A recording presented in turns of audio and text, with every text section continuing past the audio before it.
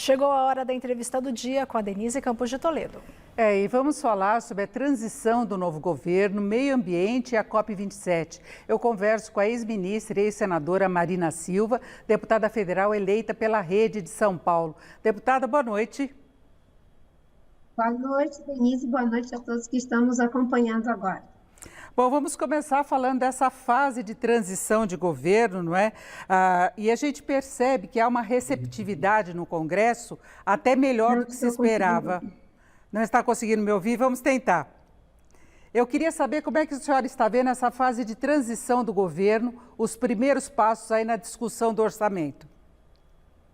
Bem, acho que a fase de transição ela é uma fase muito importante, porque você vai ter ali uma série de levantamentos para ver o estado da arte da gestão pública do atual governo e aquilo que o futuro governo haverá de encontrar e que medidas devem ser tomadas nos primeiros 100 dias de governo.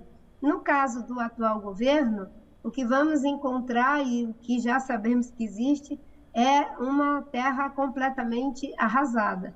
Eu costumo dizer que nós estamos vivendo aí um período que vai ser de recuperação pós-guerra, porque o Bolsonaro fez uma guerra contra o meio ambiente, saúde, educação.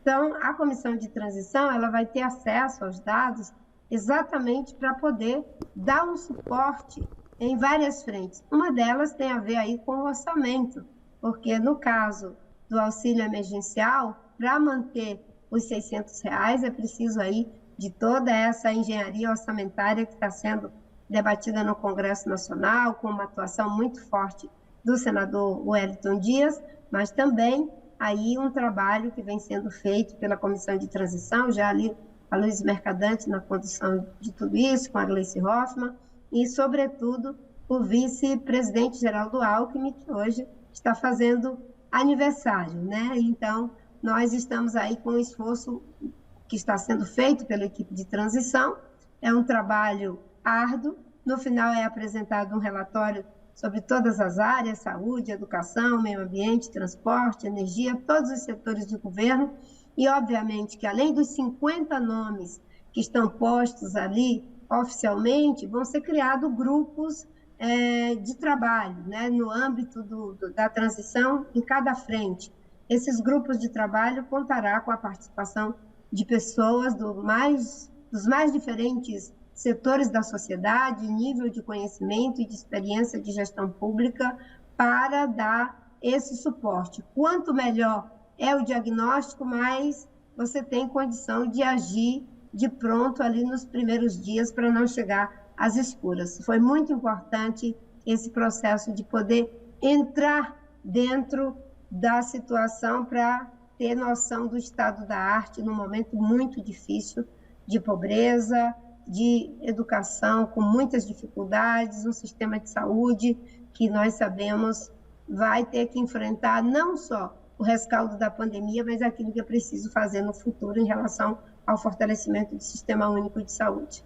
Agora, deputada, qual deve ser sua participação no governo? O presidente eleito Lula falou de dúvidas se a senhora deveria ir para o Ministério, voltar para o meio ambiente ou ter uma participação mais ativa no Congresso, uma liderança no Congresso. Eu não estou conseguindo ouvir você.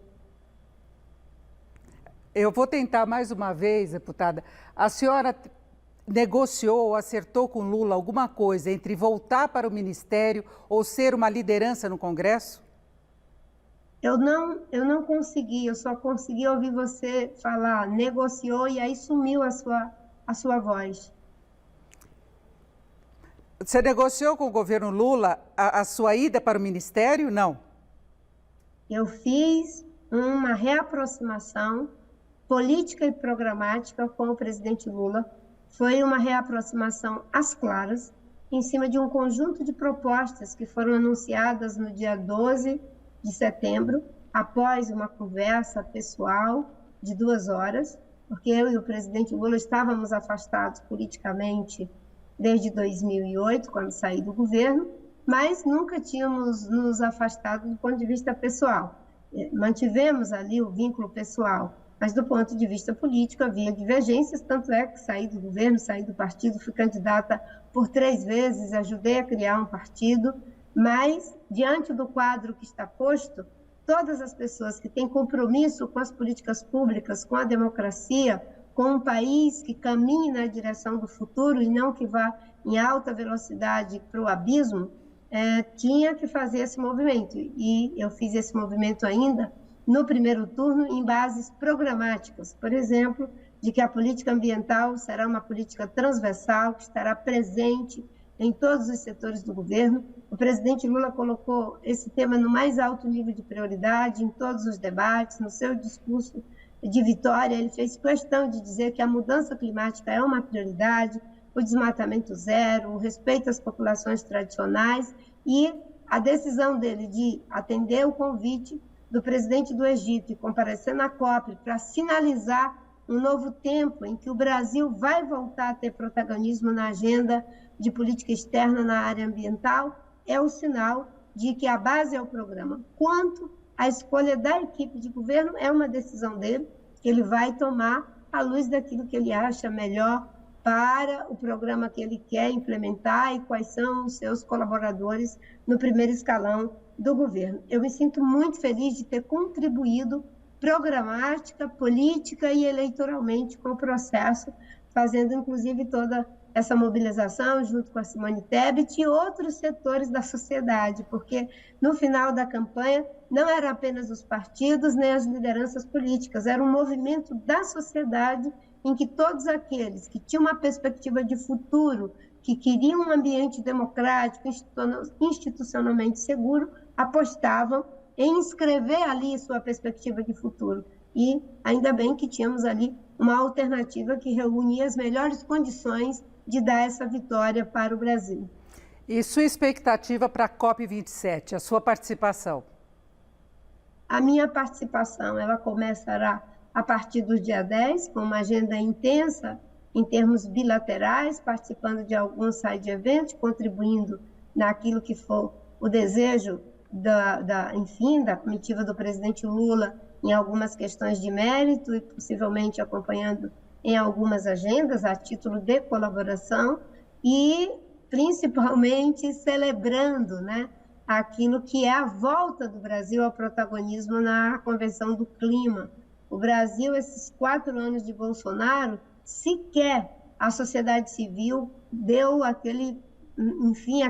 deu continuidade àquele processo em que a gente sempre teve uma delegação única, governo e sociedade, éramos todos credenciados juntos, a sociedade mantinha a sua independência, mas nós tínhamos um espaço conjunto, a gente fazia os informes, os briefings para a sociedade, nós éramos interrogados, interpelados nos processos de negociação, havia ali uma suplementariedade. O governo Bolsonaro rompeu com isso, ele tinha um estande que parecia um espaço, parece sempre, um espaço abandonado ali, mal assombrado, até porque eles sempre vão para as COP para chantagear, para dizer que só vão resolver o problema do desmatamento se nos pagarem para isso. O Brasil está indo para fazer história, não é para fazer chantagem. Nós precisamos de apoio, com certeza, de cooperação tecnológica, de investimento para desenvolvermos a bioeconomia, de que sejam abertos os mercados para os novos produtos, as novas cadeias de valor que sejamos capazes de criar. Precisamos de finalizar o acordo com o Mercosul, porque isso vai nos ajudar nos nossos interesses comerciais, mas o Brasil já mostrou que pode fazer o dever de casa pelo seu próprio compromisso, como fizemos de 2004 até que veio essa onda que destruiu as políticas ambientais. O Brasil foi o responsável pela maior contribuição, Denise, de redução de emissão de CO2 até hoje dada na história, com o plano de prevenção e controle do desmatamento que eu tive a felicidade de criar e implementar. Nós fomos responsáveis por 80% das áreas de floresta que foram protegidas de 2003 a 2008. Em 4 anos de governo Bolsonaro, eles já são responsáveis por 1/3 das florestas virgens destruídas no mundo, 40% das florestas que foram destruídas no mundo em 2021 foi aqui no Brasil, no governo Bolsonaro. Então, o Brasil vai lá para sinalizar de que volta ao protagonismo e que volta com o compromisso